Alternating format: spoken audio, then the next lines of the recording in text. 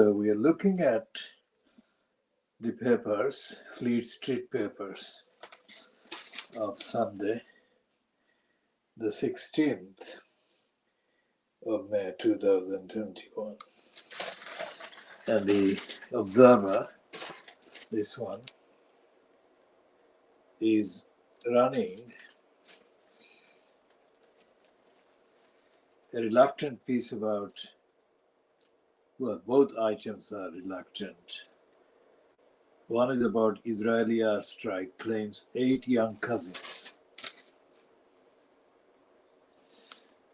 And it doesn't have any factual, contextual facts about how is it that these atrocities are being allowed to be perpetrated against the Palestinians.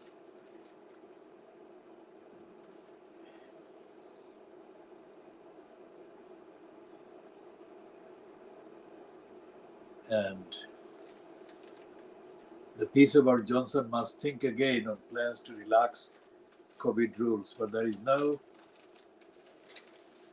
this is, of course, this item was written at least 24 hours ago.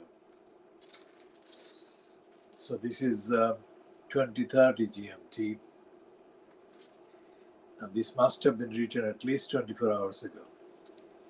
And so far in the last 24 hours, there has been no actual confirmation of any change by Johnson to the relaxing of the restrictions. And there are reports from India that show that although their official statistics about the spread of the virus is being manipulated to show that the virus is spreading more slowly than it had done a week earlier. And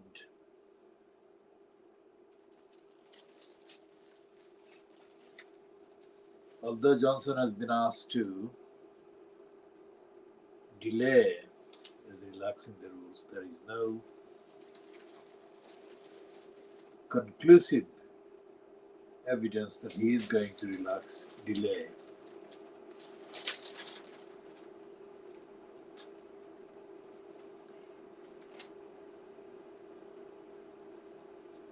And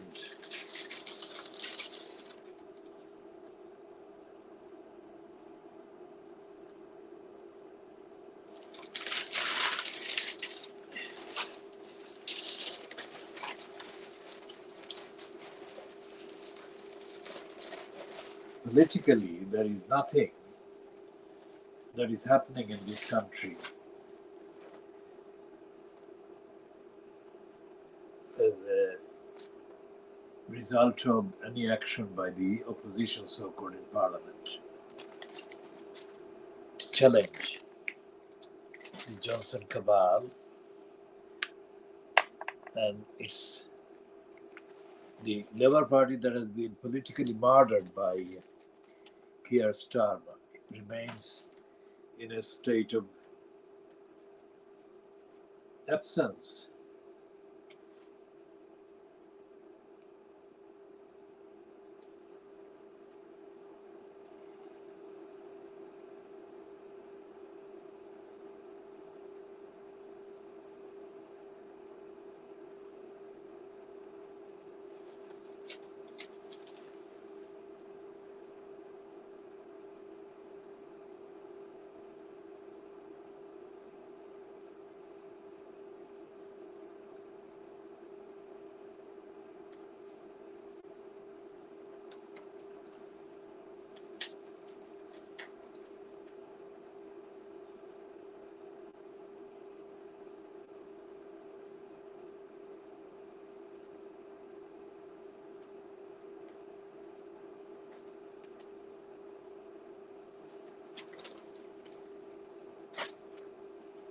So the politics of the UK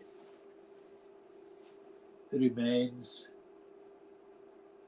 totally absent. There is no democracy, there is no accountability, and there is no demand for democracy or accountability.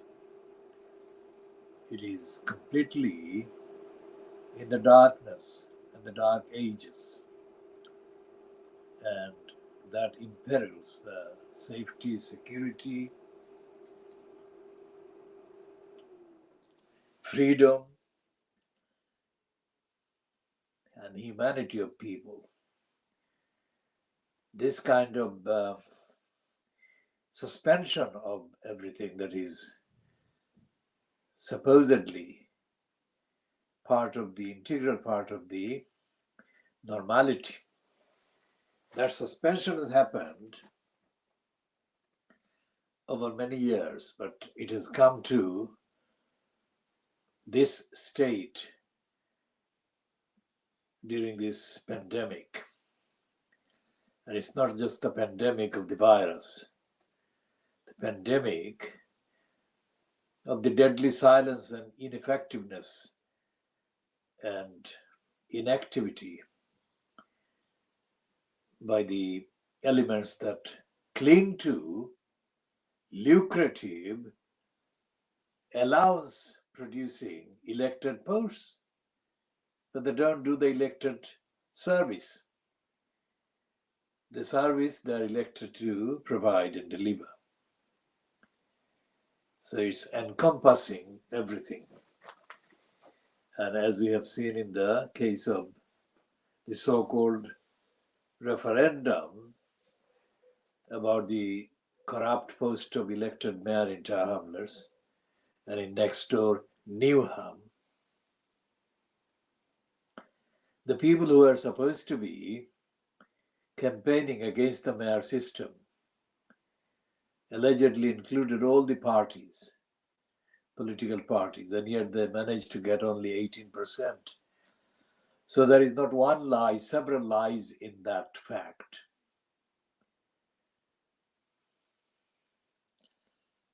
And the statistics, the data, the official kind of records of the corrupt behavior by the corrupt elected mayor post holder, the records show that Lutfur Rahman committed multiple wrongs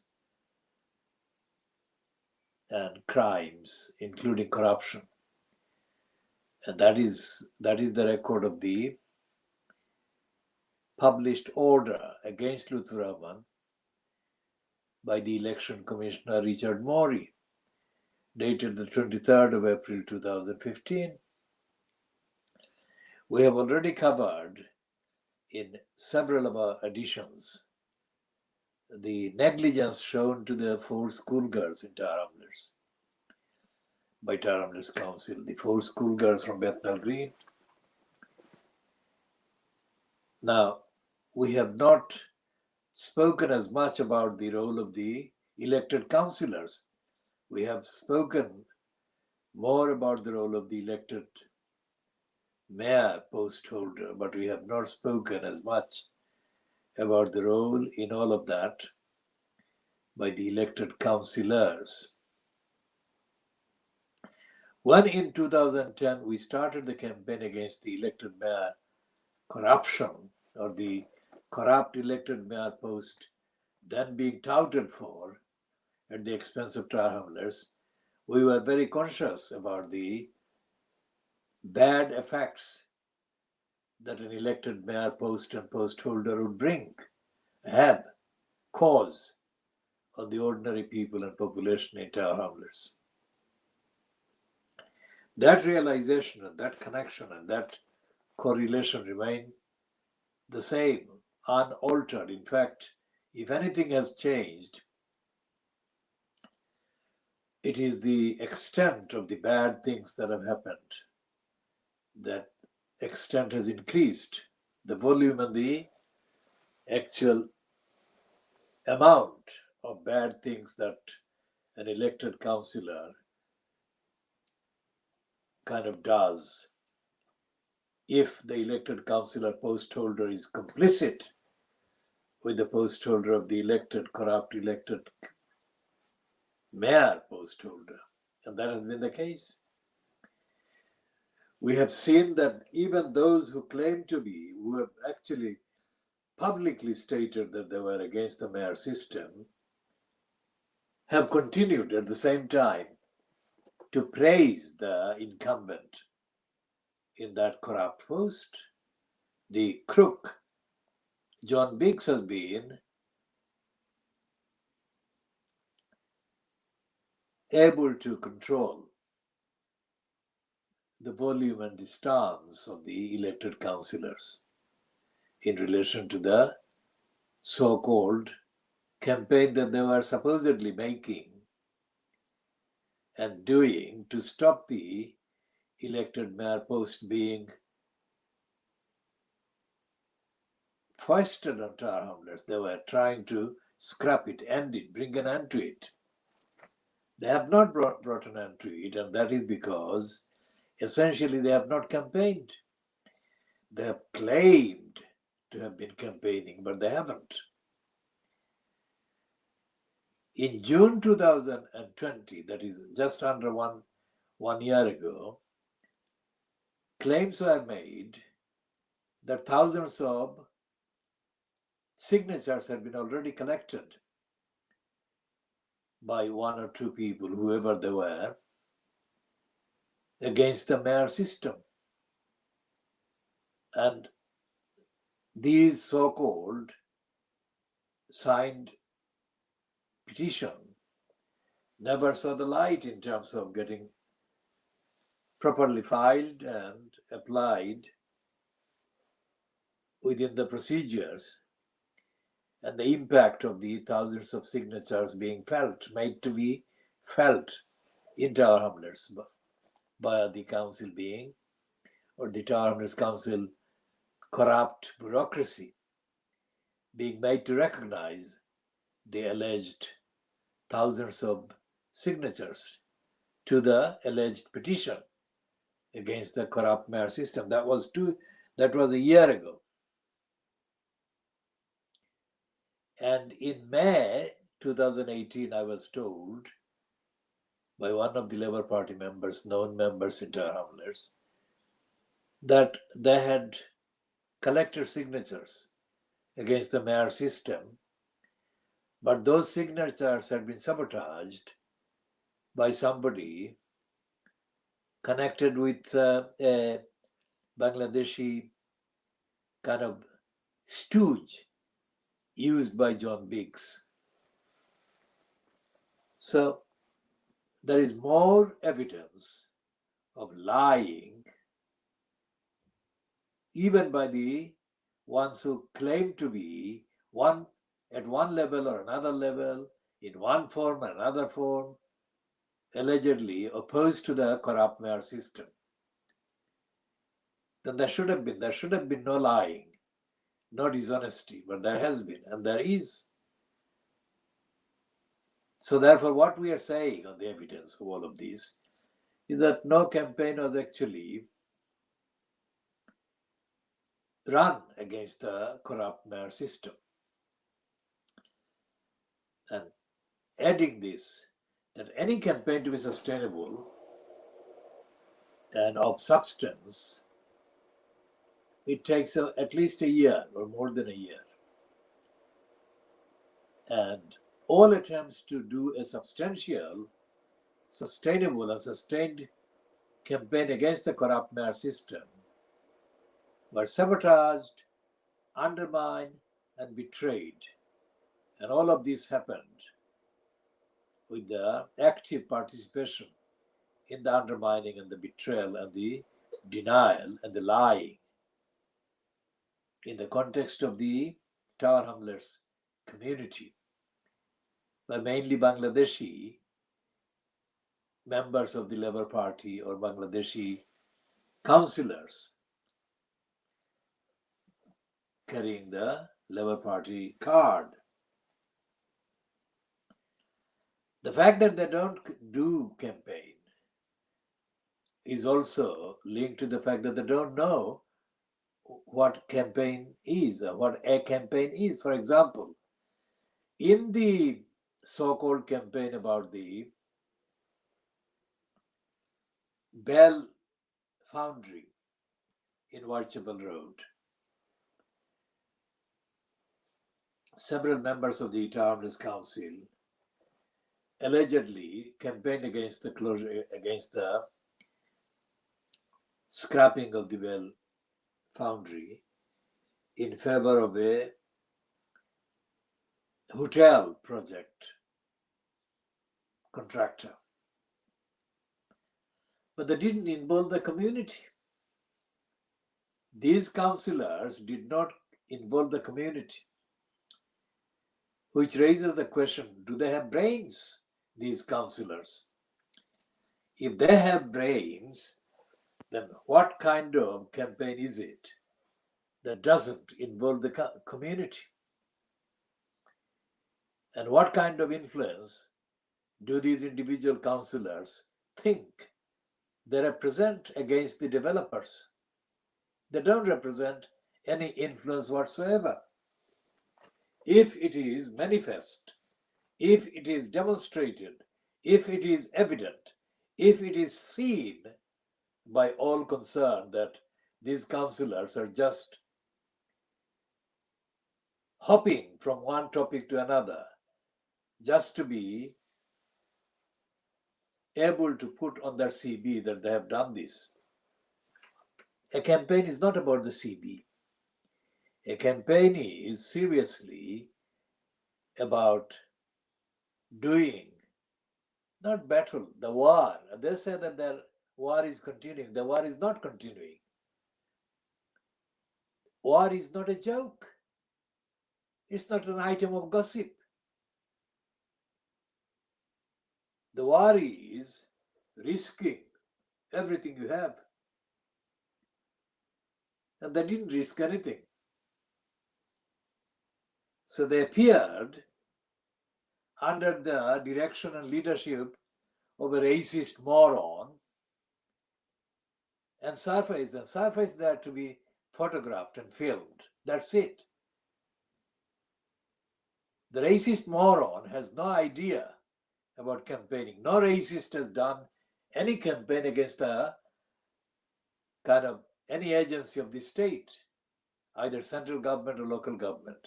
Entire Hamler's successful campaign for 80, 90 years.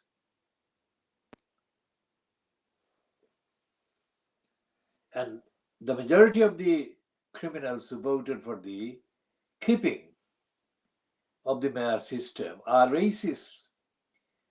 They are working on the assumption that they would manipulate the Labour Party in the way that prevents the post being occupied by a Bangladeshi or a non-Anglo-Saxon or a non-white person. How is that happening? That is happening because the various elements that are doing the controlling of the kind of London Council of Mosques, Tower Hamlets Council of Mosques, and the factions in the Labour Party. These are dishonest people and these are ignorant people. They don't have the real understanding of morality and ethics and accountability, and they don't have any recognition of the needs of the people who are entitled to services by the locally elected council, which is in a state of perennial denial, continuous perpetuation of denial and disrespect to the community. And contrary to the assumptions that outsiders may have about the people represented by the likes of Lutfur Rahman. Lutfur Rahman is not capable of understanding democracy, let alone delivering democracy. And these are not people, Luther Rahman et al. Are not people that are capable of delivering a narrative in defense of the community that matches the narrative of denial of the community's rights, the narrative as confected by the racists and the supporters of anti-democratic status quo. These anti-democratic status quo supporters remained committed to racism, including to all the bad components of empire and imperialism. So these are not people that are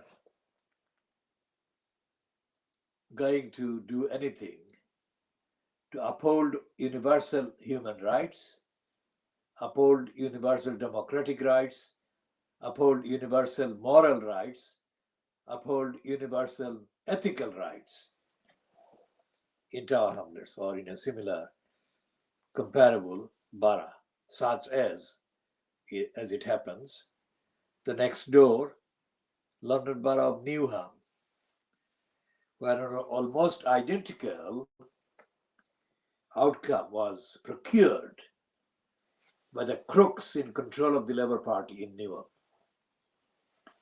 The crooks did not campaign against the corrupt post of elected mayor. The crooks pretending, even the crooks, including the crooks that pretended to be personally not impressed by the incumbent in that corrupt post, that is Roxana Fias. Even though they say, and they did say quite reliably and quite credibly, that they were not impressed by the behavior and the abilities of Roxana Fias. Even they failed to make a mark. In fact, they didn't fail, they intended the mayor system to remain. And that includes the councillors, Labour Party councillors, as well as the others in the Labour Party in Newham, members of the Labour Party in Newham. All the councillors in Newham are indifferent to accountability, indifferent to real accountability owed by the elected councillors to the electors in Newham. And that is what has happened.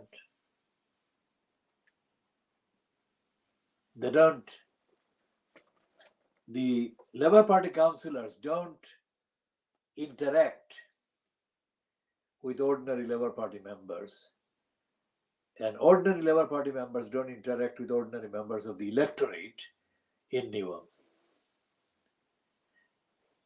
It is as bad in Newham, therefore, as it is in Tower Hamlets. Crime and criminality in the communities, both in Newham and in Tower Hamlets, are rampant. And there is nothing that either council in Tower Hamlets or in Newham is doing anything about ending the vicious domination of criminality on council estates or housing estates across Newham and across Tower Hamlets. And the overwhelming majority of the criminals in Tower Hamlets, for example, in Tower Hamlets estates and comparable patches in the borough, are children, young persons born to Bangladeshi families. This is not something that we are saying for the first time. This is something we've been saying right from the beginning. So there are thousands of young people engaged in criminality or semi-criminal behavior in Tower Hamlets. Now you search the internet or search the kind of published Facebook accounts or YouTube accounts published by the likes of Lutfur Rahman and his kind of colluders in the name of yes for mayor, and you will not find any evidence. You will not find any evidence in the contents of those published posts and videos that either Lutfur Rahman or his colleagues are colluders, or their counterparts in the Labour Party in Tower Hamlets are in the slightest bit interested in knowing about the crimes and criminality that dominate the council estates, nor are they, most certainly, nor are they going to be interested in opposing ending that dominance by crime and criminality on the council estates in Tower Hamlets. So when on the occasion of May, this is the like the anniversary, this is 16th of May, so it was near the 22nd of May 2014 when the so-called second election for the corrupt post of elected mayor took place or was staged in Tower Hamlets. We have got quite a bit of updates on that date and that perpetration. When the so-called election took place and was followed by the counting of the votes, the first counting of the votes took place at the Troxy. The Troxy is a venue situated in the Commercial Road. It is near the Limehouse railway station in Commercial Road. So when the counting was taking place in the evening, there were literally several hundred people, all of Bangladeshi appearance, who mysteriously surfaced and were standing on either side of the Commercial Road outside the Troxy. Now they were not, most of those people were not known to be socially or politically active, first of all. So who are these people? A significant number of those people were the gangsters. I mean, they were not bothered about the contents, the morality, the ethics or democracy. They were there being kind of ordered or orchestrated or organized or operated or handled to be there. And they couldn't care less about democracy, ethics, or morality, as I said. They are members of the gangs that dominate the council estates and the spaces outside people's homes on the council estates, in Shadwell and in other parts of the borough of Tower Hamlets.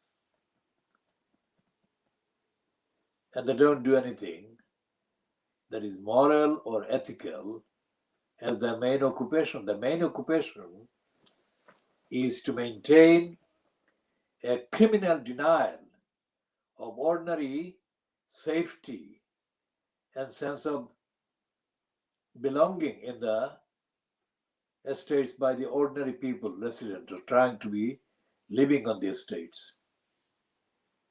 So it's a virtual criminal estates that exist right across Tower Hamlets. And most of the criminals most, we don't say everyone, but most of the criminals are committing crimes and criminally obstructing and denying basic amenities and basic safety and freedom to other Bangladeshis.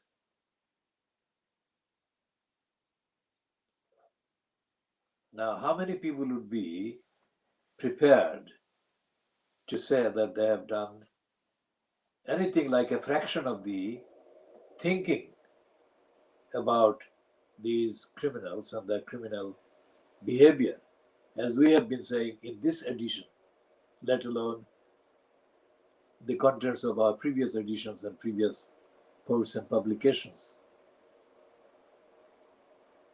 When the Bangladeshi so-called activists, I mean, this is a corrupt word itself, activist. Activist is a contemptible, stupid word. Activist for what? These are kind of a different kind of gangsters. These counselors and their closest kind of partners, when they interact with one another, they only do that about who is going to get what post or position in the council, in the Labour Party's bureaucratic arrangements. And the most they can expect, most of the highest level of their ambition is to grab hold of the elected positions or get some benefit. We shall come to the benefits a bit later. So the elected positions as councillors, and these are the sources of these individuals' financial rewards and the particular criminal clout that they have in doing favors. They don't operate as upholders of universal values and rights and legal entitlements for people, that the council is duty bound but is allowed impunity from discharging that duty. For example, those 4 schoolgirls from Bethnal Green. And it's amazing that none of the councillors, and I say none of the councillors in this context, the Bangladeshi councillors, that is the Labour Party councillors with Bangladeshi background, let's say, whether they're born in this country or born in Bangladesh, but actually their background is Bangladeshi. And these 4 schoolgirls are all 4 of them Bangladeshis. So to an innocent person observer, it would be the correct assumption to make to the effect that these Bangladeshi councillors would have some sensitive understanding of the gravity of the situation that these 4 schoolgirls have been put in. But to this day, and starting from the first published information about these girls being groomed and being seen as having crossed into Syria, let's say starting in the dates retrospectively referred to, go back to December 2014. But these retrospections came across in the reports published in the UK mainstream so-called media in February, sometime in February 2015. These girls have been in varying states of desperation, in vulnerability, exploitation, and so on since February 2015 up to now. up to now, this day, Sunday, the 16th of May 2021. And to our knowledge, not a single member of the council, generally, and not a single member of the Bangladeshi born or Bangladeshi origin councillors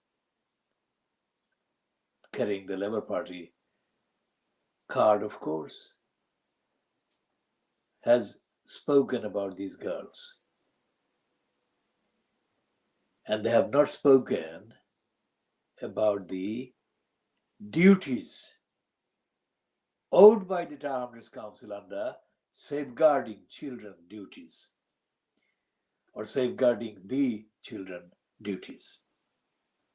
In fact, most of these councillors are ignorant, generally to begin with. But their ignorance is not excusable because we have been publishing and posting and making statements about all the duties and all the obligations owed by council and councillors to these children. So there is no excuse because our campaign is 24/7. And we have been campaigning for years, emphasizing the fact that there has been this duty to safeguard children and the fact that the duty has been neglected by Towners Council and the fact that the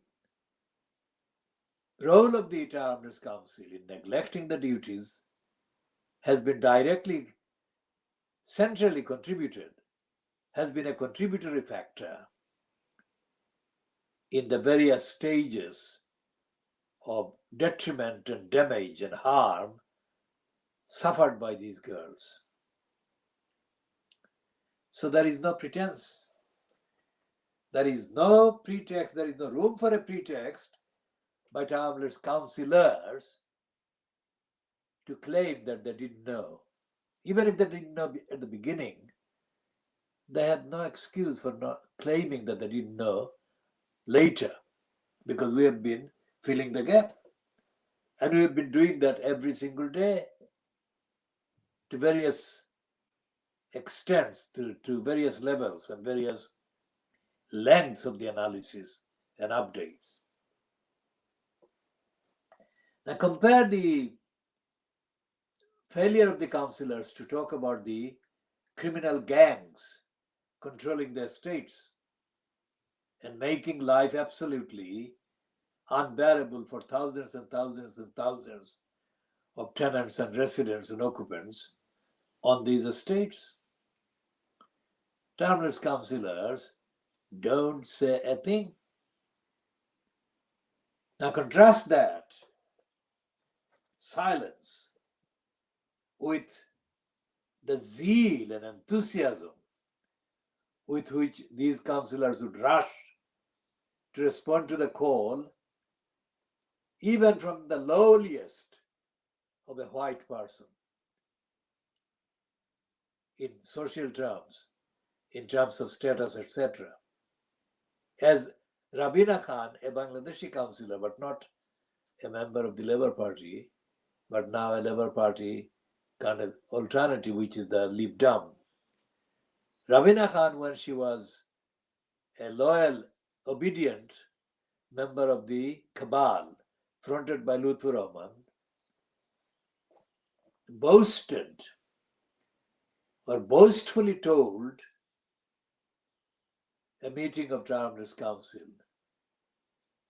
that she rushed in response to the call or calls to her made by a white man in Shadwell. She never spoke about any such response by her in response to any call, let alone calls made by a Bangladeshi person in either Shadwell or anywhere else in Tower Hamlets.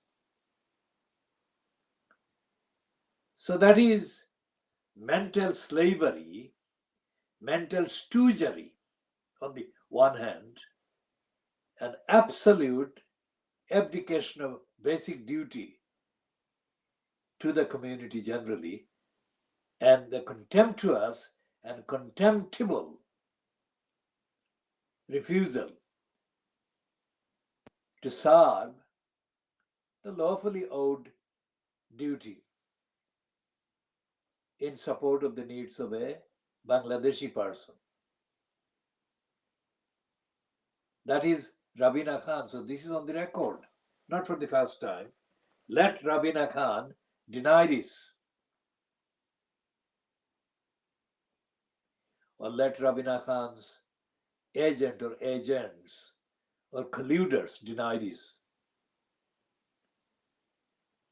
So what is happening in Tower Hamlets in relation to the corrupt post of elected mayor is an accentuation, is an aggravation, is a worsening of the already very bad level of disservice by Bangladeshi councillors vis-a-vis the Bangladeshi ordinary voters and ordinary members of the community. The definition of ordinary here is to do with the non-existence of any secret kind of relationship between the individual Bangladeshi and the cabal connected with the political party or group. That is to say that negligence by Rabina Khan to serve the Bangladeshi counterpart, let's say, of the white man from the Shadwell area that she rushed to help. That is the central thing, that it is going on every day. And when Rabina Khan was told to do her duties,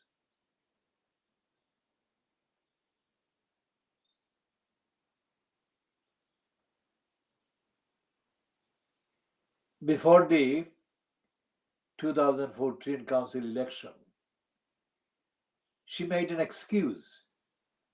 And she made a false, dishonest, untruthful, illegal excuse, saying that there was a pada imposed due to the election, and the pada meant that she could not meet member of the public during that time. It's an absolute lie. She dishonestly, ignorantly, and corruptly mentioned the pada in order to avoid having to answer overdue questions in her formal post as the cabinet member in the name of housing in Tower Hamlets. No Parda existed for that because the Parda doesn't cover local councils in any case, and also the Parda would only apply, if it ever did apply, to party political or electoral conversations. There was no chance. It was a completely different issue. And she knew it, and she refused to do her duty.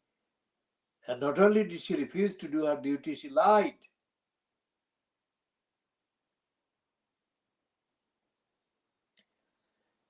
So anyone reading the stuff about Rabina Khan, published by Races in Fleet Street, should look for the excuse like she is put on the independent website, the independent.co.uk website, depending on the topicality.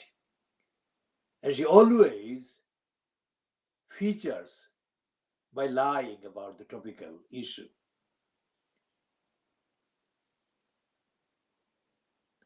For example, when the 2020 scandal broke about the disproportionate number of Asian and African people, or so-called BAME people, being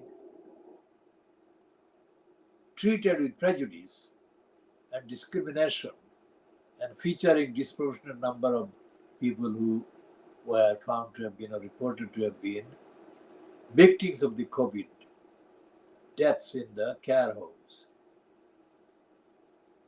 She manipulated her way into appearing as if she is concerned about this. But the substance of what she said was totally empty. It's a zero. She merely repeated the news that had already dominated a lot of the coverage. And she didn't produce any reason for it. She didn't produce any insight, let alone any original insight or explanation. As she did on the 30th of April 2015, a week after Lutfur Rahman had been ousted by the order made by Richard Morey, appearing with Lutfur Rahman at the Water Lily Center in Mile End,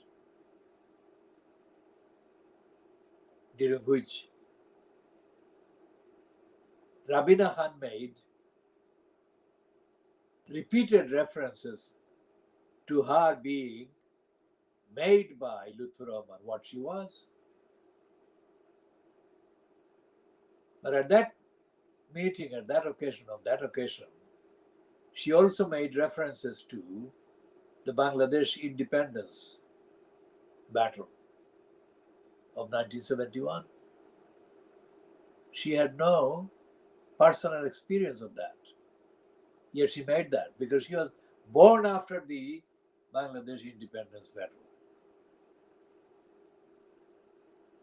So that's the way that she kind of, how shall I say, it's an abuse of an image, regardless of whether she had any qualification or competence or part or role in the thing that she claims to be referring to.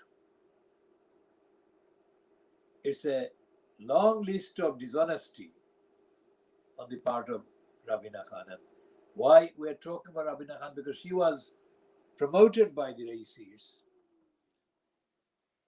in Tower Hamlets as being one of the more able candidates. She has not shown any ability to serve the electors, serve the community, uphold democracy, and oppose lying and corruption and criminality.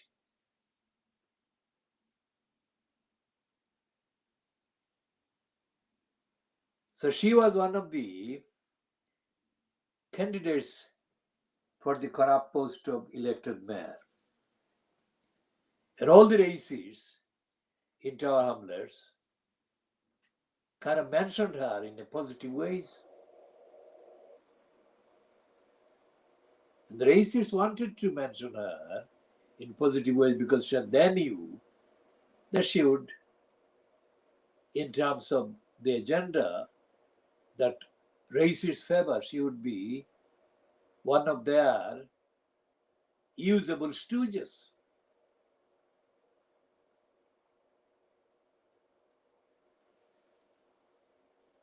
If she was one of their usable stooges, then what's the point of putting her in any post at all? Because being elected to a post ordinarily, generally, refers to the elected person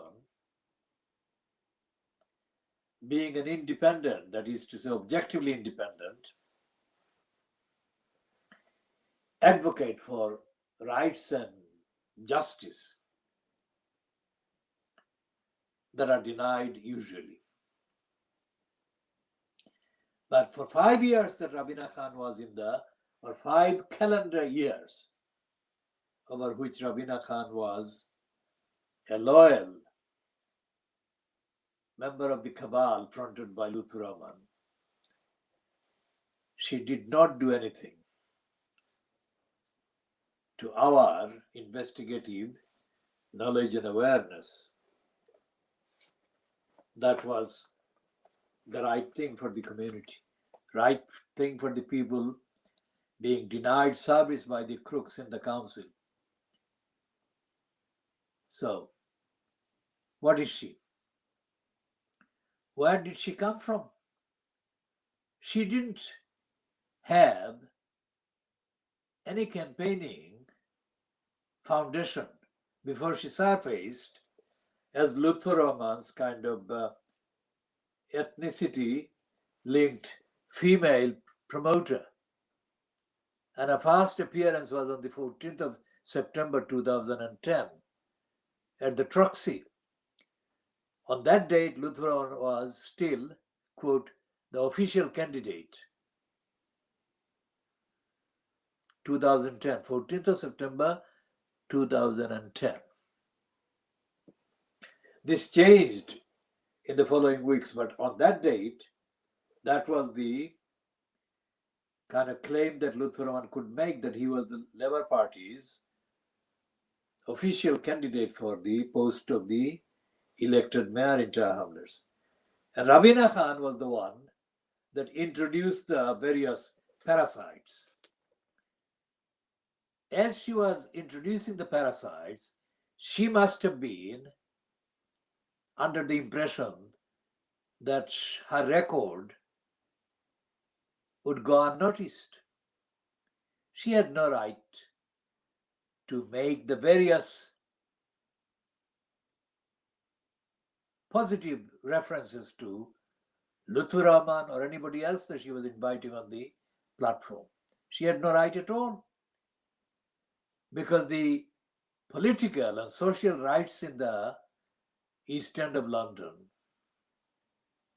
were attained and established and fought for by people, none of which was on the platform, none of whom she even knew. She didn't know them, nor did Lutfur Rahman. And to this day, none of them know these people fighting.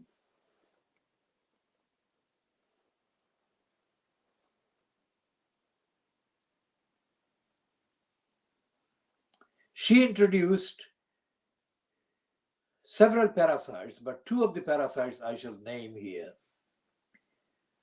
One was a parasite called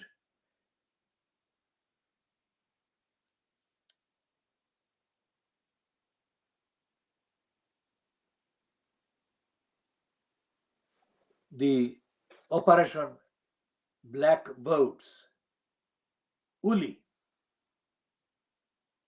Now, Uli, until that date and since that date, has not been known to be a member of society that has anything to do with the ordinary population in Tower Hamlets, let alone the ordinary people of the Bangladeshi background, let's say. Come to that. Or indeed with the people of African origin in Tower Hamlets. Now, Uli is a part of the racist diversity display operation, not Operation Black Votes, but the racist diversity display operation. That is to say, Uli is one of those who is included in the exhibits as an exhibit of the diversity display, as he did in 2018, I think, or 2017. One of those years I shall check and then update accordingly. Uli was among the people that Theresa May sat with in the office in Downing Street, where she had to stage a photo shoot showing that she was actually capable of sitting along with a number of ethnicity linked individuals as the display of her diversity commitment. And Uli was there. And Uli, of course, was part of the operation Ken Lying Still Livingston kind of supported. It's the kind of operation that actually perpetuates the racist colonial domination. Just like they created, the Labour Party racists created the black section in the first half of the 1980s. And the black section kind of exhibits included Diana Abbott, of course, which is how she became known. And she was exhibited wearing that black section label on her t-shirt. We shall talk about the black section later, not this edition necessarily, but we shall talk by way of updates. And in the context of Operation Black Section and why there is no real anti-racist platform, either run by the supporters of the Operation Black Section or by any part of the mainly Asian origin people.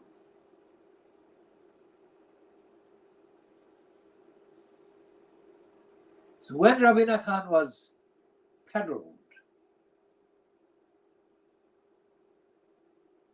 as Lutfur Rahman's kind of introducer, if you like, at the Troxy on the 14th of September 2010, she must have thought that she had arrived. She came across as being totally ignorant of the existence of the community. That was, 11 calendar years ago. And she remains of that contemptible and contemptuous ignorance and ignorant outlook. 11 calendar years on. Of course, she is displaying the ignorance under the cover of the Lib Dems. At that time, she was doing that under the cover of the racist Labour Party. Whatever the cover, whatever shelter she is given, Rabina Khan is a stooge. She was recruited as a stooge and she behaves as a stooge. She didn't make a reference either personally or collectively to the decades of struggle and fights and battles for rights against racists in this country. She introduced this Uli and she introduced this Ken Livingstone linked liar from Lewisham. And the liar from Lewisham then compounded the stupidity of the occasion by directly claiming that the Bangladeshi community, in effect, what he was meaning, should be grateful for Lutfur Rahman.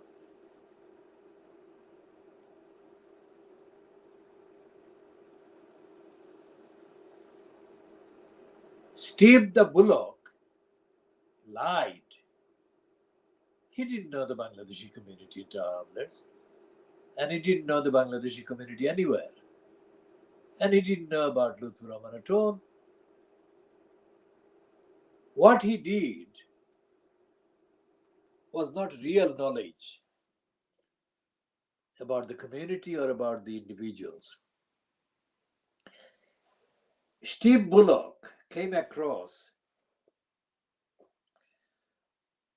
At the Troxy on the 14th of September 2010, just as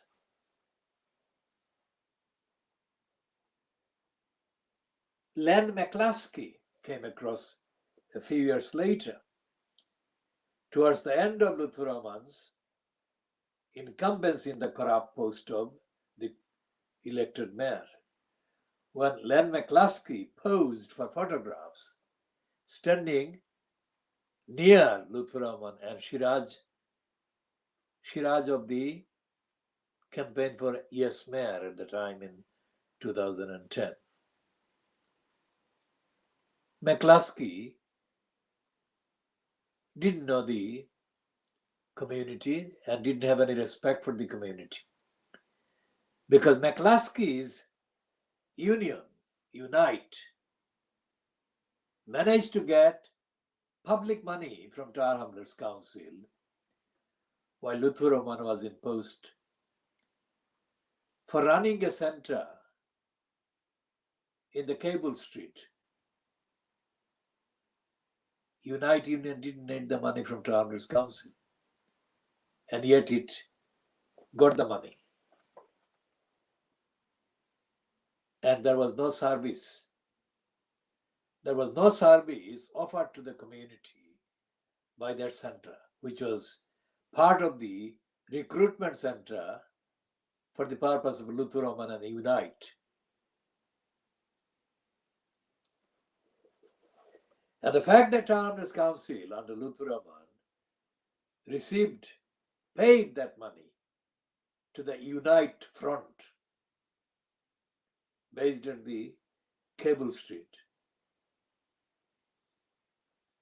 was not an isolated event. This was exactly the kind of money abuse of public money, Tar Hamlets Council money, the people's money, that Lutfur Rahman made on multiple occasions, as reported by the accountants, PricewaterhouseCoopers,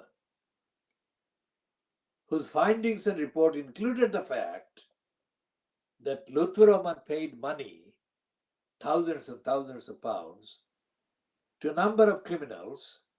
Well, they didn't say criminals, but we are saying criminals in context, who didn't even apply for the money.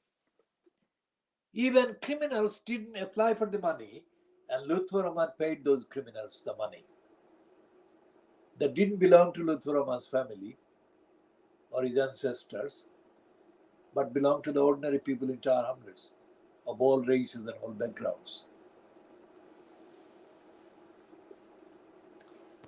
So these were the criminality activities, episodes that were to take place and get unfolded after Rabina Khan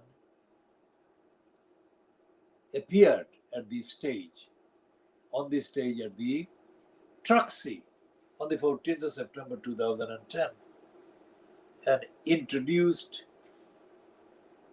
a parade of parasites while she pumped words in praise of Lutfur Rahman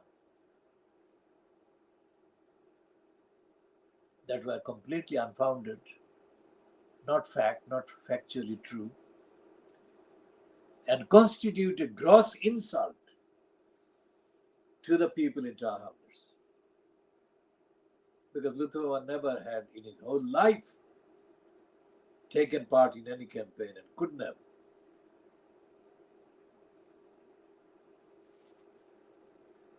Couldn't have because of the record that he produced and created.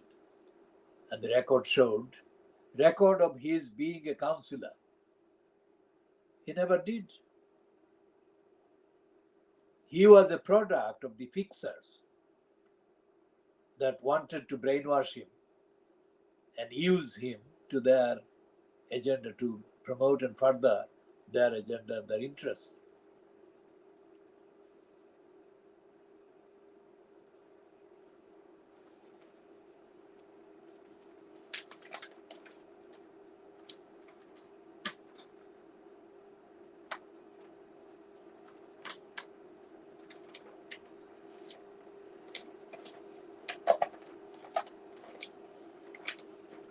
We shall be moving to the Satan Rushdie from this moment onwards.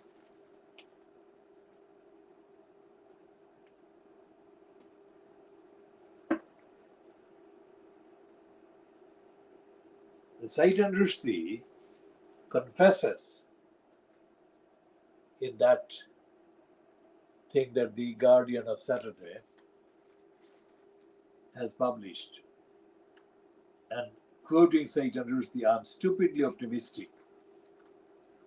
Now, he says that he was stupidly optimistic because he believed there would be a happy ending when very few people did. Now, what the details of that happy ending are, we are not going into. But let's say that the diagnosis that we make of Rushdie is unique, but strictly on the evidence. We don't, and this is for the record, we don't dispute the fact that he has the right to express any views about anything. But we also add the condition that he hasn't got unlimited right to say anything about anything. He has to remember the consequences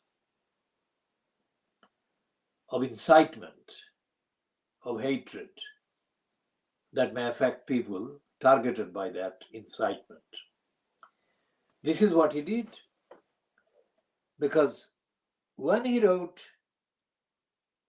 and he did intentionally, of course, he wrote the bits against Muslims.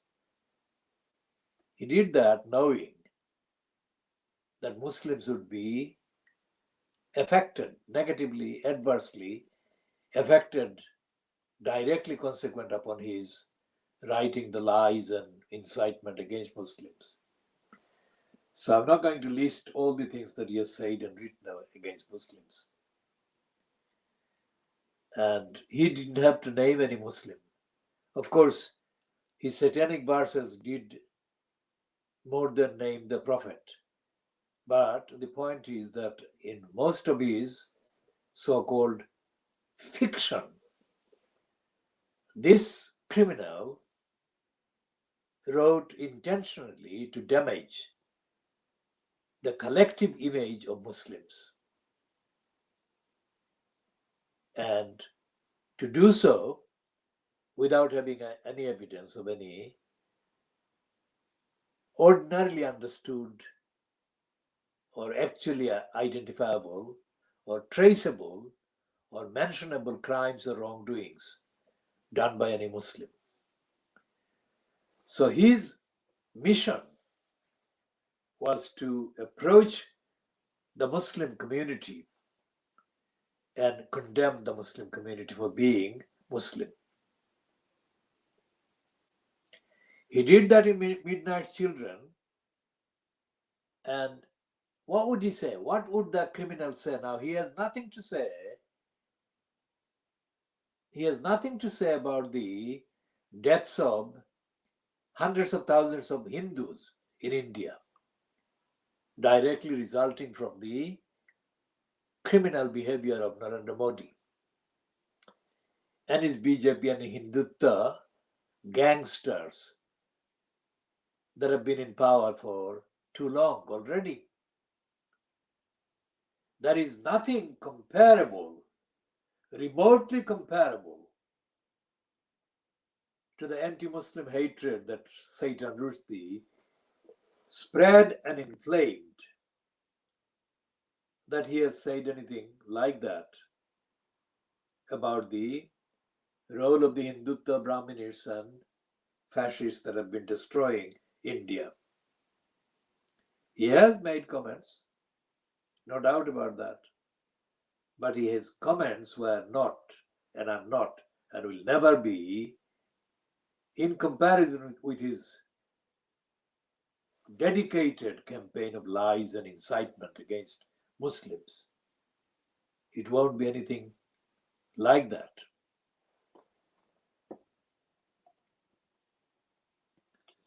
And we shall be, this is the introduction to Satan Rushdie's, or the updates on Satan Rushdie. We shall be checking the whole of the last, let's say, few years publication promoting Rushdie. And we shall be updating on that. Now, it is not a coincidence that Satan Rushdie is given this space by the Guardian. And this woman called Hadley Freeman appears to be an appointed fan. Look at this paragraph. Rushdie is many things to different people. Author, public intellectual. Now, who is the private intellectual then? Occasional actor, heretic, ex-husband to 4 women, and father to 2 sons. But the one thing everybody knows about him is that in 1989, 5 months after the publication of the Satanic Verses, the Ayatollah Khomeini called for his death, and he had to spend almost a decade in hiding. It is still one of the most notorious terrorist threats of all time. And even though the fatwa was nominally lifted in 1998, at which point he no longer had to have constant police protection and live a frantically peripatetic life in the shadows, Iranian hardliners, including the state media, still have a $4 million bounty on his head.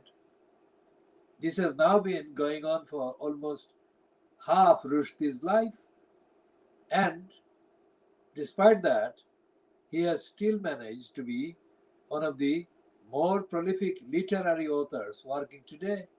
Languages of Truth is his 20th book.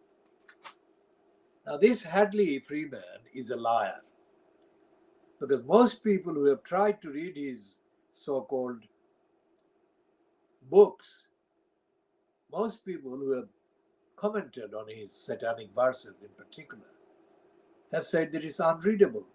That is to say, it fails the test. It's not entertaining, it's not readable, it's not something that readers have enjoyed. Readers in the target community, the Western white people reading English. So, The Guardian and the BBC Newsnight, which had a regular commentator supporting Rushdie and his attacks on Muslims, who is a Canadian, who has gone back to Canada, and Diana Abbott, of course, was a supporter of Rushdie against the Muslims.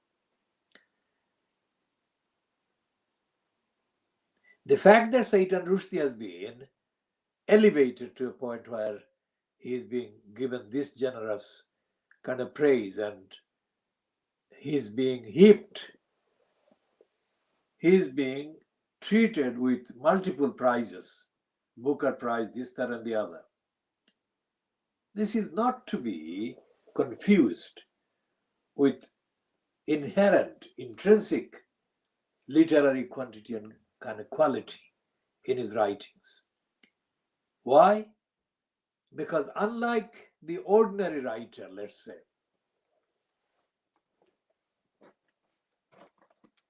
or most ordinary writers, Satan Rushdie was created by the Crusaders.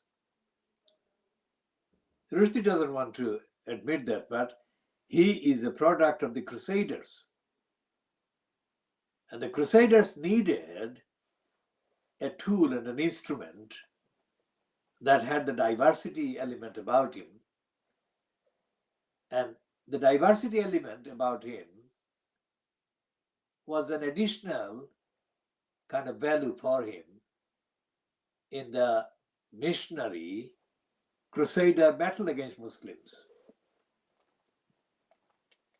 That is what Rushdie is, and he's not a literary kind of writer in the way that Hadley Freeman praises him.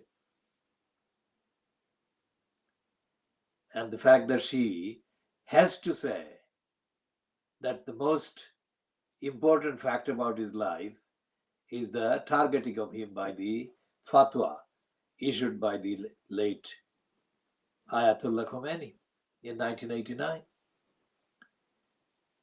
I shall say another thing.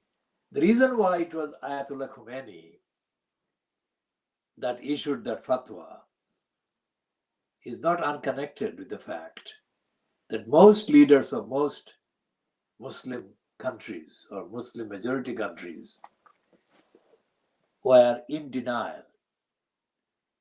And it took Ayatollah Khomeini to break that mold of silence and denial.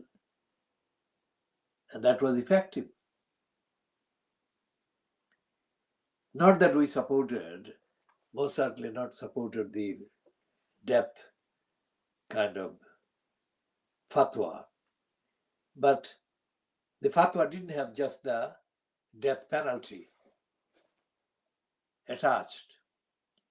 The fatwa was much more than the death penalty. And the fatwa was a clear statement summarizing Rushdie's role, Satan Rushdie's role. I'm calling it the Crusaders' stooge.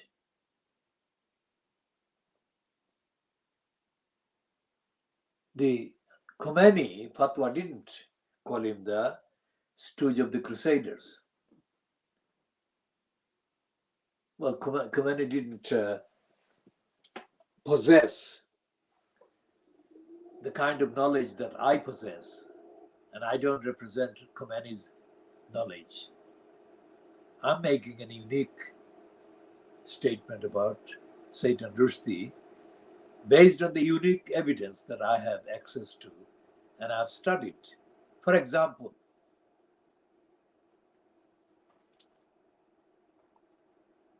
in the updating of their attack on the Siloti Bangladeshis in Brick Lane, by stealing the name of a real place called Brick Lane and pretending that it was an achievement on the part of the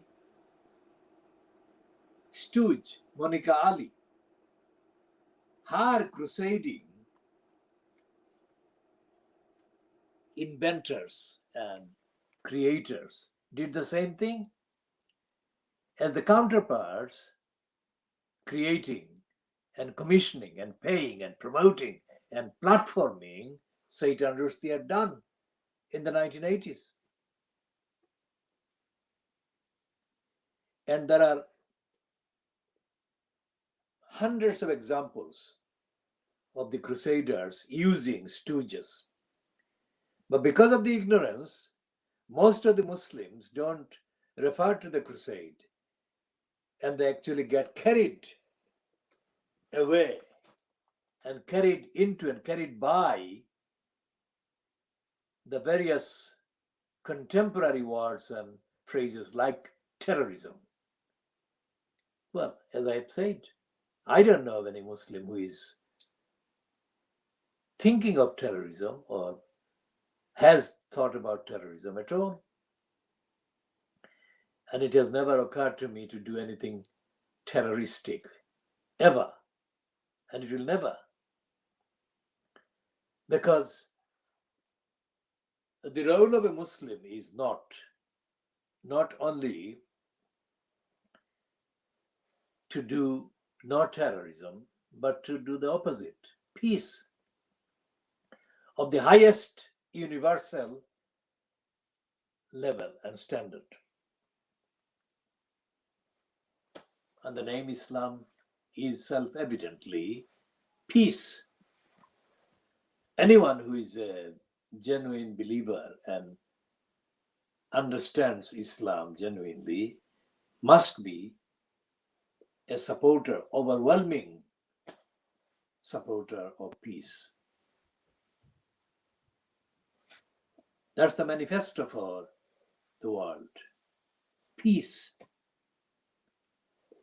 Include and add to this all other aspects of all other faiths, that together serve peace. So that's the perspective.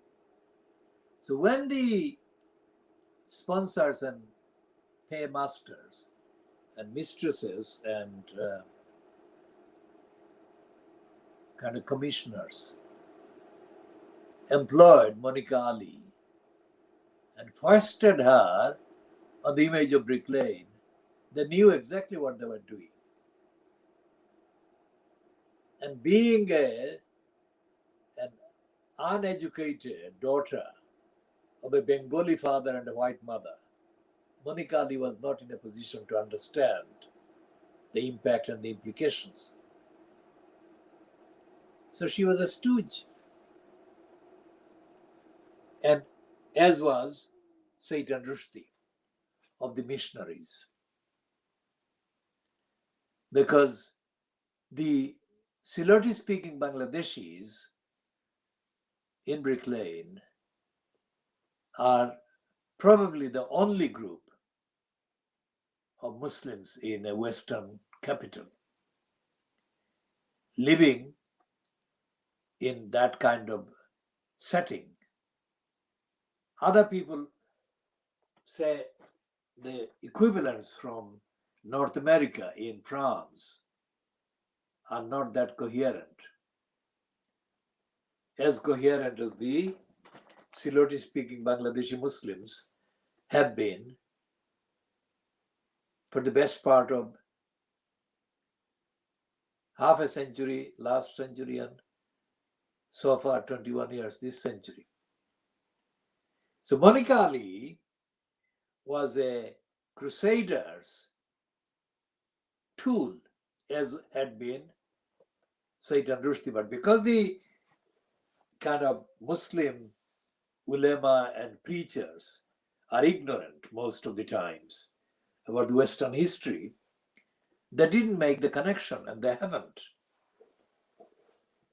And those who claim to be campaigning against Monica Ali, until I identified her real purpose, they were talking a lot of slogans without emphasizing the real identity and location, historical location and chain that Monica Ali was a part of.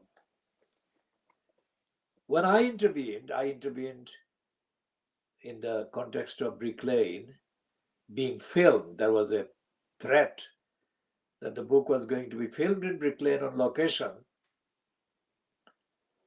So I started a campaign, but strictly based on the intellectual contents.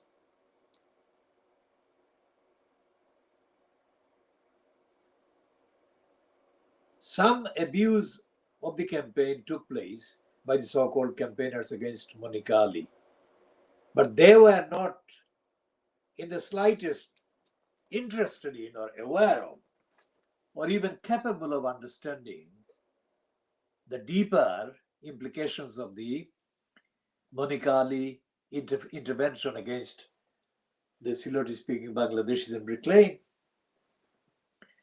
Those individuals decided to ride on the impact of our campaign and advertise themselves, even though they came across looking very stupid, because they became egocentric and egotistic rather than against the historical continuation of the attack on Muslims that Monica Ali's book was a part of.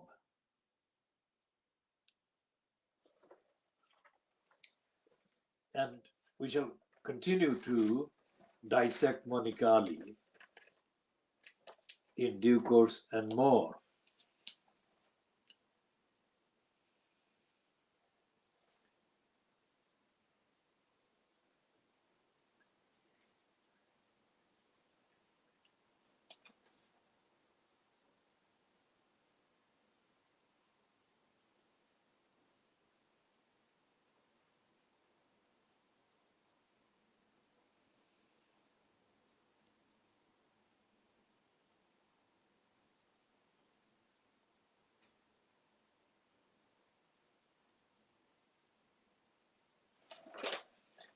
And this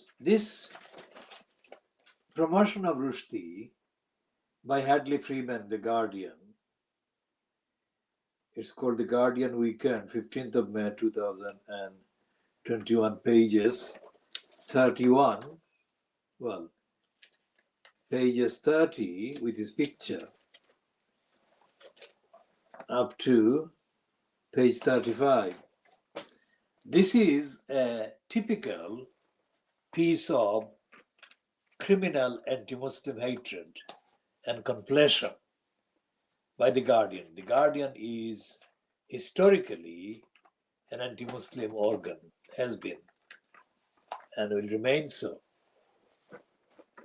This is the picture they're running of Satan Rushdie in The Guardian kind of magazine.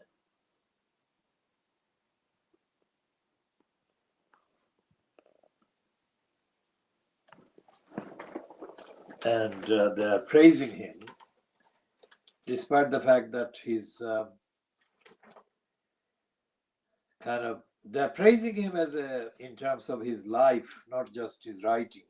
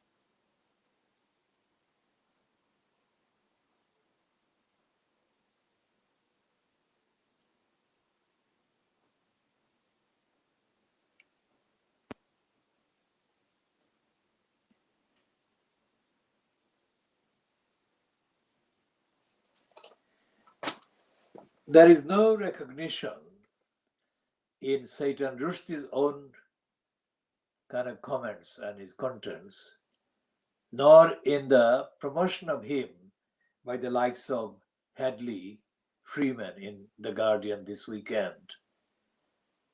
And the same applies to the promotions and promoters of the likes of Monica Ali. There is no mention of the existence of the community.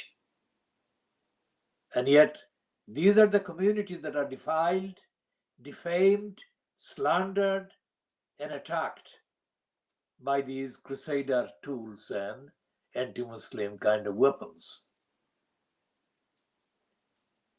And the fact that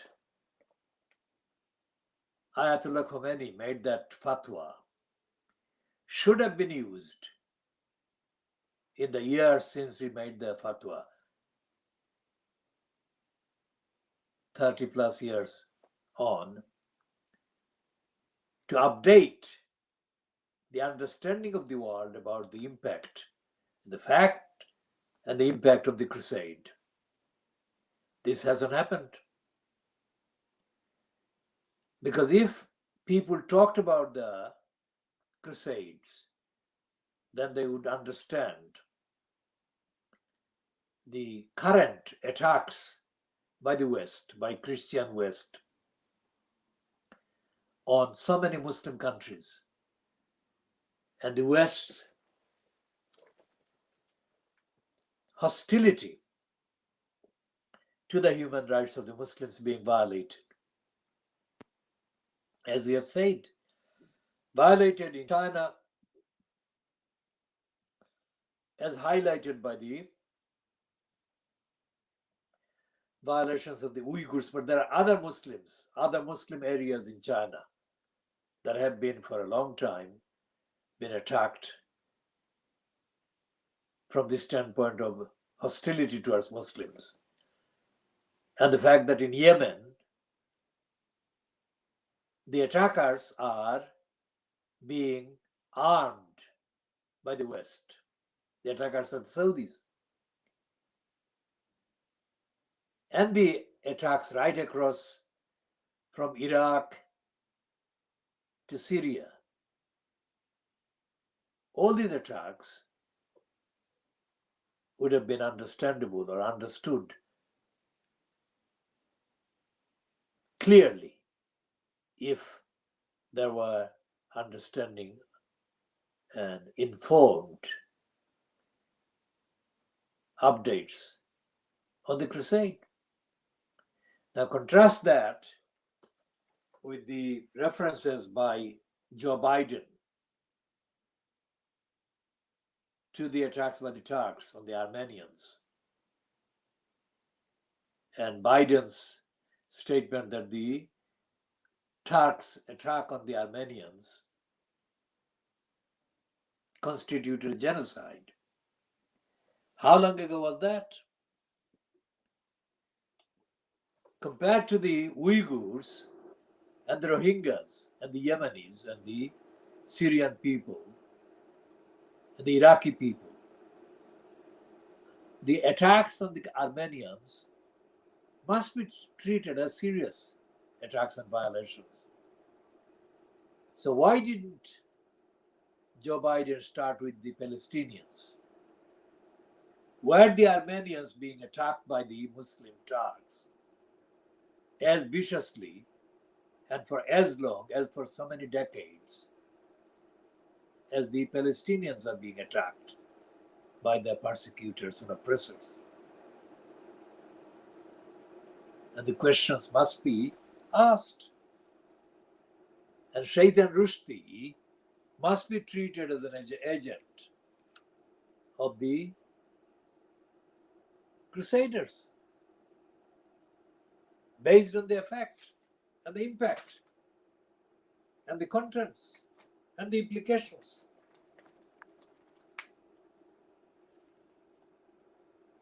We shall be continuing